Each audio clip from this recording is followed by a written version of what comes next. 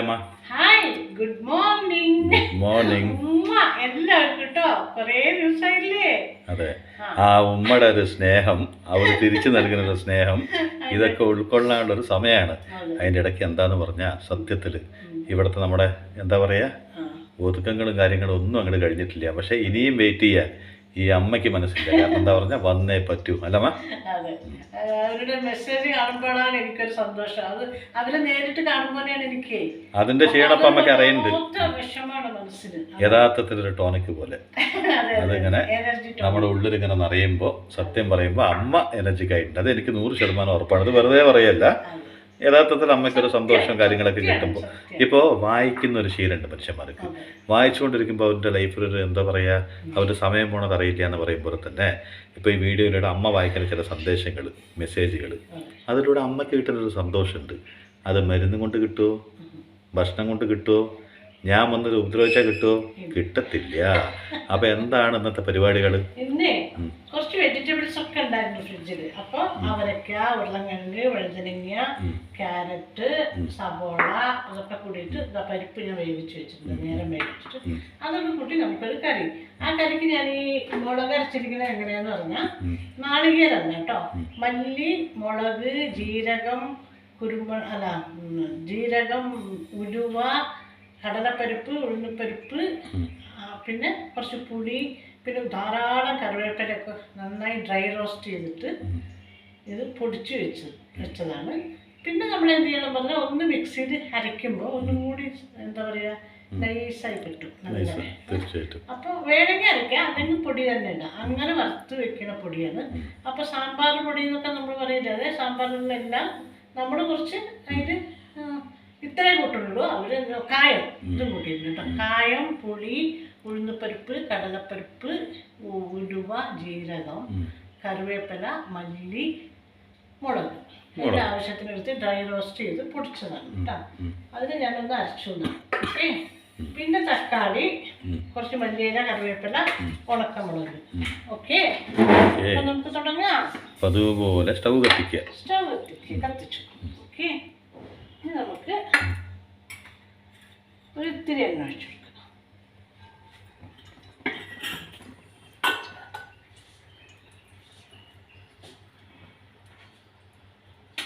എണ്ണ ചൂടാവട്ടെ. അതേ രീതിയിൽ, അതേ കോലത്തിൽ, ഒരു സ്ഥല വ്യത്യാസം അത്ര നിലമ. അതേ കോലത്തിൽ കുറച്ച് സ്ഥല വ്യത്യാസം. അപ്പോൾ എണ്ണ ചൂടാവട്ടെ. എന്നിട്ട് 2 മണി കടുകിടാം. കുറച്ച് കടുക് ആവശ്യത്തിന്. അപ്പോൾ ഇതിൻ്റെ ഒക്കെ കഴിഞ്ഞിട്ട് എനിക്കൊരു ചോദ്യം ചോദിക്കാനുണ്ട്. ഇപ്പം ഇന്നാൾ വുമൻസ് ഡേ ഒക്കെ കഴിഞ്ഞു പോയല്ലോ.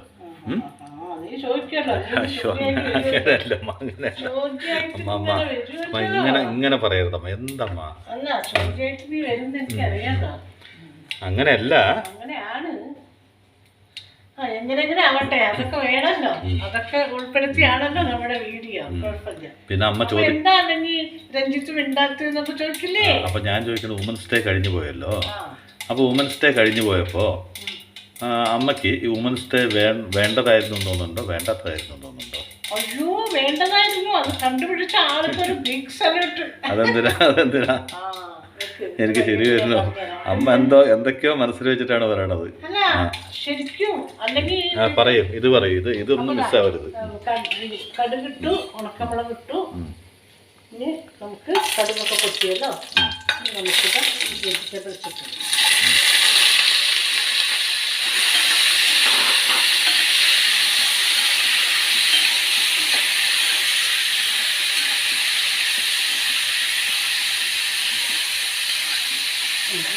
ഒരു 5 മിനിറ്റ് അതിൽ കിടക്കട്ടെ, ഒന്ന് വാടാം.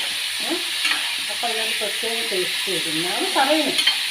അപ്പം നമ്മളങ്ങനെ ചെയ്ത് നോക്കാം അല്ലേ? തീർച്ചയായിട്ടും. എന്താ എല്ലാം അറിയുന്ന ഒരാൾ. അല്ല, ഞാനപ്പോൾ ഇതൊക്കെ അറിഞ്ഞിട്ടമ്മ, അങ്ങനെ പറയരുത്. ഇപ്പോൾ എന്ന് വെച്ചാൽ കണ്ട് പഠിച്ച് പണ്ഡിതനായി എന്ന് പറയുമ്പോൾ അമ്മ ഒന്ന് അംഗീകരിച്ച പറ്റും. ചില ഭക്ഷണങ്ങൾ മാത്രം കഴിക്കാൻ ഞാൻ. ഇപ്പം എല്ലാ ഭക്ഷണങ്ങളും കഴിക്കാൻ തുടങ്ങിയില്ലേ? അതിനെന്താ കാരണം, എങ്ങനെയാണ് പാചകം വെക്കുന്നത്, എന്താണ് അതിൻ്റെ കൂട്ട് കാര്യങ്ങളൊക്കെ മനസ്സിലാക്കുമ്പോൾ നമുക്ക് പൊതുവേ അതിനോട് ഇഷ്ടം തോന്നും. പിന്നെ അതിന് നമ്മൾ മഞ്ഞളിട്ട് കൊടുത്തിട്ടുണ്ടെങ്കിൽ ഒരിക്കലും മഞ്ഞളിട്ട് വെക്കാം. അമ്മ ഈ പാചകക്കാരെ കണ്ടിട്ടുണ്ടോ? ഏറ്റവും കൂടുതൽ പാചകം ചെയ്യുന്ന സ്ത്രീയാണെങ്കിലും പുരുഷനാണെങ്കിലും ഗുണ്ടുമണികളായിരിക്കും, ഗുണ്ടപ്പനായിരിക്കും. എന്താണെന്നറിയോ, ഭക്ഷണം ഇഷ്ടപ്പെടുന്ന ഒരു വ്യക്തികളെ കൊണ്ട് മാത്രമാണ് നല്ല ഭക്ഷണം ഉണ്ടാക്കാൻ പറ്റുമെന്നൊരു സത്യമുണ്ട്. മനസ്സിലായില്ലേ? ഒരു വിധം അമ്മ പിടിച്ചു നോക്ക്, വലിയൊരു കാറ്ററിംഗ് ചെയ്യുന്ന ആൾക്കാർ അല്ലെങ്കിൽ വലിയ ആൾക്കാർ. പിന്നെ ചിലരൊക്കെ ഡയറ്റിംഗ് ഒക്കെ ചെയ്ത് തിന്നാണ്ടും കുടിക്കാണ്ടും കുറെ വർഷം ചെയ്ത് മതിയായി. ഇത് ഉണ്ടാക്കി അതിൻ്റെ മണമൊക്കെ അടിച്ചവർക്ക് തിന്നാൻ പറ്റാണ്ടാവുന്ന ഒരു കാലം വരില്ലേ, അന്നാണ് അവർ മെലിയ. അതുവരെ ഞാൻ എത്ര കല്യാണം വിട്ട് പോയിട്ടുണ്ട്, ഏകദേശം ഒരു 70% ഭണ്ഡാരിമാരും നല്ല ഗുണ്ടപ്പന്മാരാണ്. എന്തപ്പോ സത്യം എടുത്തിട്ട് പറയുന്നത്? ഞാൻ എന്താ നുണ പറയുന്ന ആളാ? അമ്മ എന്നെ എന്തോ ആക്കി പറയും പോലെ എനിക്ക് തോന്നുന്നുണ്ട്. എവിടെ വെച്ചിട്ടാണ് ഇത് അരച്ചത്? ആവശ്യത്തിന് വേവാനുള്ള അമ്മ അരക്കണൊക്കെ ഒരു ദിവസം കാണിച്ചു കൊടുക്കണം കേട്ടോ അമ്മ. അങ്ങനെ അമ്മക്കല്ലും കൊണ്ട് ഇങ്ങനെ അരക്കണൊക്കെ നല്ല രസമാണ്. കാരണം എന്താ, പണിയെടുക്കണ അമ്മ വീഡിയോ പിടിക്കില്ല, ഞാനായതുകൊണ്ട്. വേണ്ട, ഞാൻ അരയ്ക്കാൻ അമ്മ കാണിച്ചു കൊടുത്താൽ മതി. അത് മതിയോ? അപ്പോൾ ഇത് കൈ കൊണ്ട് തന്നെ ഇടാം. അല്ല, നമ്മുടെ പഴയ കാലഘട്ടമൊക്കെ നമ്മൾ മറക്കാൻ പാടുമോ? ആ അമ്മിക്കല്ല് കൊണ്ട് മെല്ലെ ഒരു അര ഇങ്ങനെ അരയ്ക്കും. ഇവിടെ അമ്മിക്കല്ലൊക്കെ ഉള്ളത് കൊണ്ട് രസമല്ലേ ഇത്? അതിലരച്ചുണ്ടാക്കുന്ന ചമ്മന്തിയൊക്കെ എന്ത് രസമാണ്. ചമ്മന്തിയൊക്കെ നമുക്ക് അതാ പറയണത്, അതാണ് ഞാൻ ഉദ്ദേശിച്ചത്. മനസ്സിലായി? അപ്പോൾ ഇത് അരച്ചു വെക്കാം. ഇത് വേവട്ടെ. എന്ത് വേണമെങ്കിലും എന്നോട് ചോദിക്കാം. അപ്പം ഞാൻ നേരത്തെ ചോദിച്ച ചോദ്യം തന്നെ ഒന്നും കൂടി അമ്മയോട് ചോദിക്കുകയാണ്. എന്ന് വെച്ചാൽ എന്താണ് അമ്മ? ഇരുന്നോട് കാലുവേദന ആയതുകൊണ്ടാണ് അമ്മ ഇരിക്കണത്. അഹങ്കാരിയായി എന്ന് ഒരിക്കലും വിചാരിക്കരുത്, ഞാൻ മാത്രമേ വിചാരിക്കുള്ളൂ. പിന്നെ അവർക്കറിയാം. പക്ഷെ എന്നാലും അമ്മ ഒരു പേഷ്യൻ്റാണെന്ന് പറയുമ്പോൾ അമ്മയ്ക്ക് എത്ര ഇതില്ലെങ്കിൽ എനിക്കൊരു ജാതി ആവണം. അതെയോ, അങ്ങനെയാണോ? കണ്ട, ഇങ്ങനെയൊക്കെ പറഞ്ഞാലാണ് അമ്മ നാളെ എഴുന്നേറ്റ് നിന്നിട്ട് സംസാരിക്കുള്ളൂ. ഇപ്പം ആൾക്കാരെ വിചാരിക്കും ഈ അംബുജാക്ഷി അമ്മ എന്താ പെട്ടെന്ന് പോലെ പ്രൊമോഷൻ കിട്ടിയോന്ന്. അതൊന്നും അല്ല, നിൽക്കാൻ പറ്റാണ്ടാണ് അല്ലമ്മ. അത് ശരിയാവും. അപ്പം ഈ ഒരു എന്താ പറയുക, തിക്കും തിരക്കിനിടയിൽ വീട് ഒന്ന് കൂടി എന്നാണ് പറയണത്. പിന്നെ ആദ്യം തന്നെ ഈ വുമൻസ് ഡേ അത് ചെയ്യേണ്ടതായിരുന്നോ, ചെയ്യാൻ പാടാത്തായിരുന്നോ? കൊല്ലത്തിനൊരു പ്രാവശ്യം മാത്രം ഓർക്കുന്ന വുമൻസ് ഡേ ശരിക്കും വേണ്ടതാണോ വേണ്ടാത്താണോ? അതാണ് എൻ്റെ ചോദ്യം. അതിന് ഉത്തരം അമ്മ പറയുന്നതനുസരിച്ച് ഞാൻ എൻ്റെ മറുപടി പറയാം. കൊല്ലത്തിൽ ഒരിക്കലെങ്കിലും അത് ഓർക്കണം എന്ന് പറഞ്ഞ ആ മഹാനുഭാവനില്ലേ, അത് കണ്ടുപിടിച്ച മഹാനുഭാവൻ അതിനെ പ്രാവർത്തികമാക്കിയ ആളില്ല. അങ്ങനെയൊരു ബിഗ് സല്യൂട്ട്. സത്യമായിട്ടും. കാരണം എന്താ അറിയോ, ഒന്നുമില്ലെങ്കിൽ ഒരു അമ്മ, ഒരു അനിയത്തി, ഒരു ചേച്ചി, ഓപ്പോടോ ചേച്ചി എന്നൊക്കെ വിളിക്കുന്നവർ, ഒരു ഭാര്യ, അല്ലെങ്കിൽ ഇപ്പോൾ ചില വയസ്സായ ആൾക്കാർക്ക് വേറെ ആരും ഉണ്ടാവില്ല, വീട്ടിലൊരു മകളെങ്കിലും ഉണ്ടാവും. അങ്ങനെയൊക്കെ ഉള്ളവർ, വേറെ മക്കളൊന്നും ഇല്ലാത്തവർ ചിലപ്പോൾ ഒരു മകള് നോക്കാൻ വേണ്ടി അവിടെ നിന്നുണ്ടാവും. അപ്പോൾ അങ്ങനെയൊക്കെ ഉള്ളപ്പോൾ ആ ഒരു സ്ത്രീയുടെ കഥാപാത്രം എന്ന് വെച്ചാൽ അവൻ്റെ പ്രസൻസ് നമ്മൾ ഒരിക്കലും ഓർക്കുന്നില്ല. അപ്പോൾ ഈ കൊല്ലത്തിനൊരു പ്രാവശ്യം വുമൻസ് ഡേ എന്ന് പറഞ്ഞിട്ട് ഏതെങ്കിലും ഷെയർ ചാറ്റിലോ അല്ലെങ്കിൽ ഒരു ഫേസ്ബുക്കിലോ വീഡിയോയിലൊക്കെ നമ്മൾ കാണുമ്പോൾ, യൂട്യൂബിലൊക്കെ കാണുമ്പോൾ നമ്മൾ പെട്ടെന്ന് നമ്മുടെ വീട്ടിലെ അമ്മേനെയോ ഭാര്യേനെയോ സഹോദരനെയോ ഒക്കെ നമ്മളൊന്ന് വിഷ് ചെയ്യും അല്ലേ. അപ്പോൾ ആ ഒരു ദിവസമെങ്കിലും ഇവരൊന്ന് ഓർത്തോട്ടെ എന്നുള്ളൊരു സത്യം ഉണ്ടായിരുന്നു. പിന്നെ വുമൻ എന്ന് പറഞ്ഞ വാക്ക് തന്നെ അവർ അറേഞ്ച് ചെയ്ത് വെച്ചിട്ടുള്ള ആൽഫബറ്റ്സ് ഉണ്ടല്ലോ, എന്ത് രസമാണത്. വുമൻ എന്ന് പറഞ്ഞാൽ വണ്ടർഫുൾ മദർ, അതാണ് ആദ്യം വരുന്നത്. കണ്ടോ? ഔട്ട്സ്റ്റാൻഡിങ് ഫ്രണ്ട്, മാർവലസ് ഡോട്ടർ, മനസ്സിലായില്ലേ? Adorable sister, nice gift to man from God. അപ്പോൾ ഇത്രയും വർണ്ണനകൾ കൂടിയതാണ് വുമൻ എന്ന് പറഞ്ഞൊരു വാക്ക്. എന്ന് വെച്ചാൽ ലോകത്ത് വർണ്ണിക്കാൻ കഴിയാത്തത്ര സൗന്ദര്യമുള്ളൊരമ്മ. ഫോർ ഔട്ട്സ്റ്റാൻഡിങ് ഫ്രണ്ട് എന്ന് വെച്ചാൽ ഒരു സുഹൃത്തിനും ചിലപ്പോൾ നമ്മൾ എത്രത്തോളം സ്നേഹിക്കാൻ പറ്റില്ല. നമ്മുടെ ഒരു ബെസ്റ്റ് ഫ്രണ്ട് ഉണ്ടെങ്കിൽ അതൊരു പെൺകുട്ടിയാണെങ്കിൽ, ഒരമ്മയാണെങ്കിൽ, ഒരു സഹോദരിയാണെങ്കിൽ, ഫ്രണ്ട് ആര് വേണമെങ്കിലും ആവാം. അവർ നമ്മളെ ഉൾക്കൊണ്ട് സ്നേഹിക്കുന്ന പോലെ സത്യമായിട്ടും ഒരാൾക്ക് നമ്മളെ സ്നേഹിക്കാൻ പറ്റില്ല, 100% ഉറപ്പാണ്. ആ പെണ്ണിനോട് എന്നും കുശുമ്പാണ്, ആണിനോട് എന്നെക്കാളും നീയാണോ വലുത് ഞാനാണോ വലുത് എന്നുള്ളൊരു പോരാട്ടമാണ്. ഇങ്ങനെയൊക്കെ ഉള്ളപ്പോൾ സത്യമായിട്ടും ഈ 2 പേര് കൂടുമ്പോഴാണ് അവിടെ ഒരു മ്യൂച്വൽ അണ്ടർസ്റ്റാൻഡിങ് ഉണ്ടാവുക. ഇല്ല എന്ന് ഒരിക്കലും പറയാൻ പറ്റില്ല അല്ലേ. പിന്നെ അഡോറബിൾ സിസ്റ്റർ അത് പെടുമല്ലോ.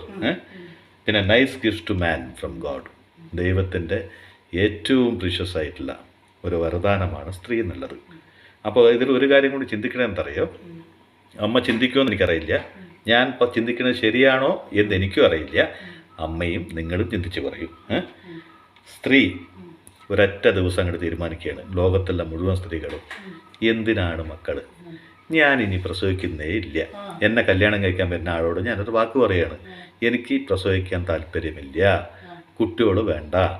ഇത് തീരുമാനിച്ചാൽ നിങ്ങൾ എന്നെ കല്യാണം കഴിച്ചാൽ മതി, ലോകത്തുള്ള മുഴുവൻ പെൺകുട്ടിയോടും പറഞ്ഞു എന്ന് വെച്ചോളൂ. അല്ല, നിങ്ങളൊന്ന് ആലോചിച്ച് നോക്കൂ, ഒരു സ്ഥിതിഗതി നിങ്ങളൊന്ന് ആലോചിച്ച് നോക്കൂ. അങ്ങനെ സംഭവിച്ചു കഴിഞ്ഞാൽ എന്തുണ്ടാവും? സൃഷ്ടിയില്ല. ഒന്ന്, ജനിച്ചവരുണ്ടാവും, മരിച്ചു പോയിക്കൊണ്ടേ ഉണ്ടാവും. പിന്നെ സൃഷ്ടി ഒന്നുമില്ല എന്ന് വെച്ചാൽ മനുഷ്യ സൃഷ്ടി മാത്രമല്ല, ഞാൻ മനുഷ്യനെ മാത്രമല്ല ഉദ്ദേശിക്കുന്നത്, മനുഷ്യനായി പിറന്നവരും പക്ഷികളായി പിറന്നവരും മൃഗമായി പിറന്ന എല്ലാ സ്ത്രീവർഗത്തിൽപ്പെട്ട എല്ലാവരും ഒരുമിച്ച് അങ്ങോട്ട് ചിന്തിക്കുകയാണ്, ഇനി ഞങ്ങൾ ജന്മം നൽകുന്നില്ല എന്നങ്ങോട്ട് ചിന്തിച്ചു എന്ന് വെച്ചോളൂ. കാരണം മനുഷ്യൻ മാത്രമല്ല നന്ദിയില്ലാത്തത്, മൃഗങ്ങൾക്കും നന്ദിയില്ല. മൃഗങ്ങൾക്ക് മനുഷ്യൻ്റെ അത്രയും കൂടെ നന്ദികേട് ആയിട്ടില്ല കേട്ടോ. എന്നാലും എല്ലാവരും ഒരുമിച്ച് അങ്ങോട്ട് ചിന്തിക്കുകയാണ്, ഇനി ജന്മം നൽകുന്നത് ഞങ്ങൾക്ക് അങ്ങോട്ട് നിർത്താം, ഞങ്ങളുടെ ഇതിനുള്ള യന്ത്രമൊന്നും അല്ല.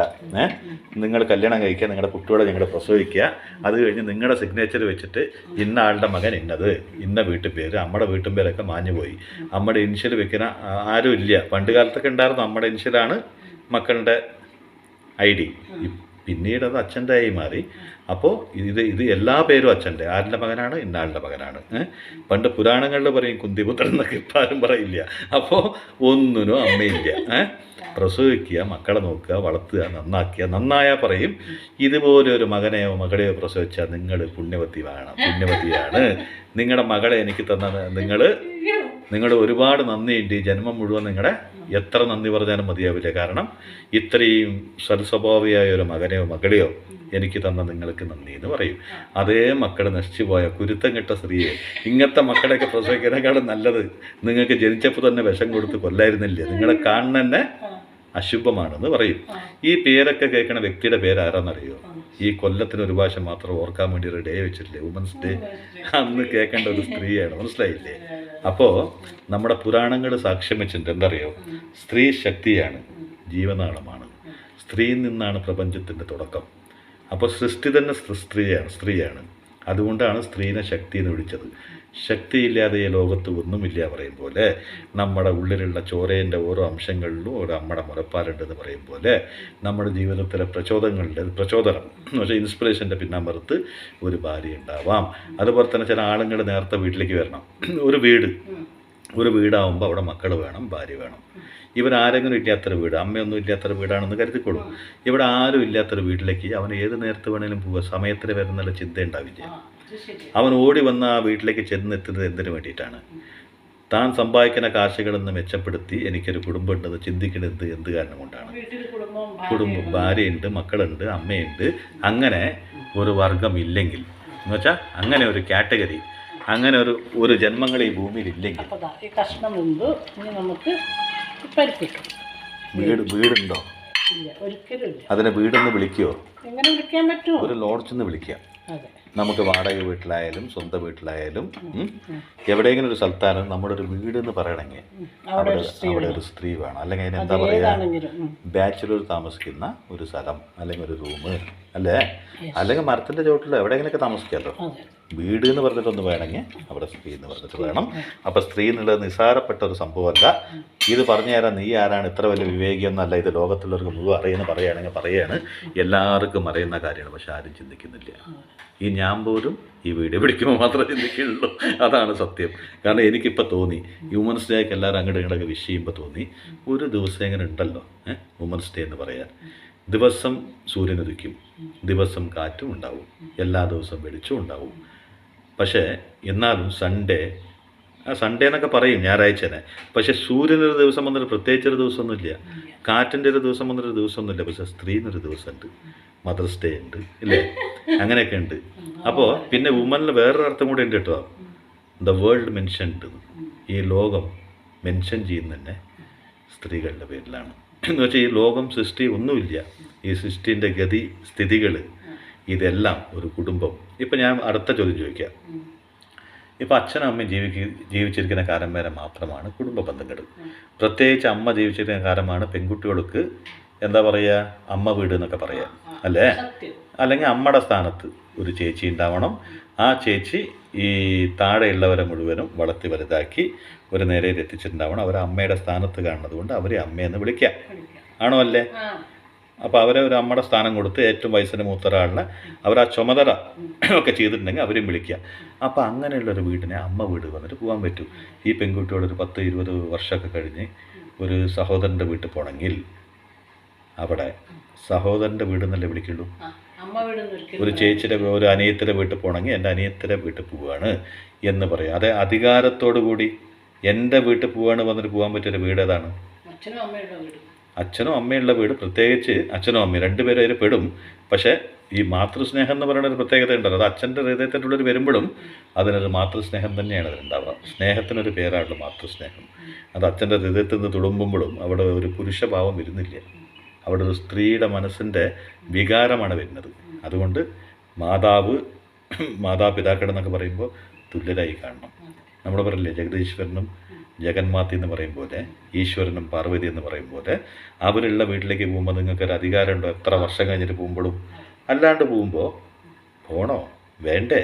അവൻ്റെ പെരുമാറ്റം എങ്ങനെ ആയിരിക്കും? അവരുടെ ഭാര്യയുടെ പെരുമാറ്റം എങ്ങനെ ആയിരിക്കും? അവൻ്റെ മക്കളെ നമ്മൾ അംഗീകരിക്കുമോ? അങ്ങനെ പല ചിന്തകളുണ്ടാവും. ഈ ചിന്തയൊന്നും ഇല്ലാണ്ട് എൻ്റെ കൂടപ്പുറപ്പുകളൊക്കെ ഒരുമിച്ച് പോയി കാണാൻ ഓടി ചെന്നെത്തിനൊരു സ്ഥലമുണ്ടെങ്കിൽ തീർച്ചയായിട്ടും 100% അത് അമ്മ വീടാണ്. അപ്പോൾ അവിടെ ഒരു സ്ത്രീയുടെ സാന്നിധ്യം ഉണ്ടോ? എവിടെയാണ് ഇല്ലാത്തത്? അങ്ങനെ ഒരു സ്ത്രീയുടെ സാന്നിധ്യം ഇല്ലാത്തൊരു സ്ഥലം ഉണ്ടെങ്കിൽ, ഒരു സ്ത്രീയുടെ സാന്നിധ്യം ഇല്ലാത്തൊരു വീടാണോ? എൻ്റെ അമ്മോ, അതന്നെ ഞാൻ വീടായി കണ്ടിട്ടുണ്ടോ? എവിടെയില്ല. പിന്നെ എത്രയൊക്കെ സ്നേഹബന്ധത്തിലുണ്ടെങ്കിലും അച്ഛനമ്മ എന്ന് പറഞ്ഞ 2 വ്യക്തികൾ നമ്മളെ വിട്ടു പോകേണ്ട ഒരു കാലം വന്നു കഴിഞ്ഞാൽ എത്ര വലിയ കൂടപ്പുറപ്പുകളാണെങ്കിലും 2 പേരും തമ്മിൽ കുറേ കമ്മ്യൂണിക്കേഷൻസ് ഒന്നും ഉണ്ടാവില്ല. അവർക്ക് അവൻ്റെതായ ലോകമായി. പിന്നെ ഏട്ടനെ അനിയൻ കണ്ടെങ്കിൽ കണ്ടു, അനിയനെ ഏട്ടൻ കണ്ടെങ്കിൽ കണ്ടു. എപ്പോഴെങ്കിലും എന്തെങ്കിലും ആപത്ത് സംഭവിച്ചാൽ ചിലപ്പോൾ ഓടി വരും. അത്രയല്ലേ ഉണ്ടാവുള്ളൂ. ബാക്കി ബന്ധങ്ങളൊക്കെ അത്രയാണ് ഈ ലോകമുള്ളൂ. ഈ ലോകം മൊത്തം നിലനിൽക്കുന്നത് ഈ ഒരിക്കലും തുരുമ്പ് പിടിക്കാത്ത ഈ ചങ്ങലയിലാണ് അല്ലേ?